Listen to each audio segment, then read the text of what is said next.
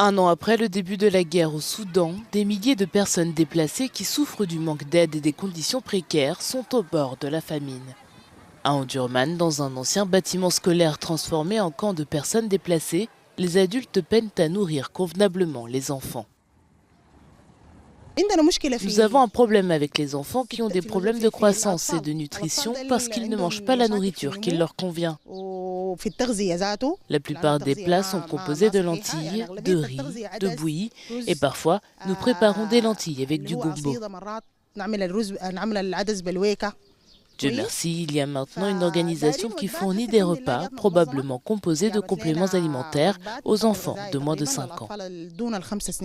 Les agriculteurs se sont également plaints du manque de ressources et de financement qui entravent les efforts de production alimentaire. L'augmentation du coût des engrais, la chute du prix des récoltes et le manque d'irrigation ou de travailleurs causent aussi un souci.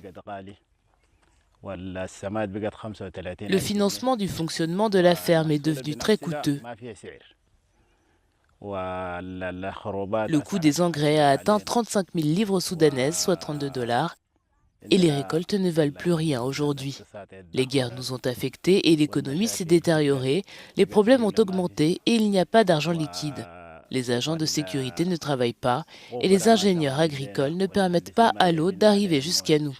Tout cela nous a affectés, en plus de la guerre, et nous les agriculteurs devons rester debout 2 ou 3 jours pour irriguer 1 hectare.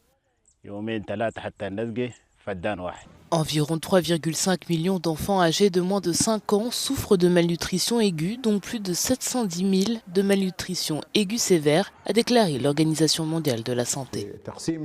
Dans la distribution de l'aide, nous considérons les États de Khartoum et du Darfour occidental comme les plus touchés, et nous leur fournissons du matériel de secours, des médicaments, un soutien physiologique et des soins médicaux en général, ainsi que des soins environnementaux, y compris l'enterrement des cadavres.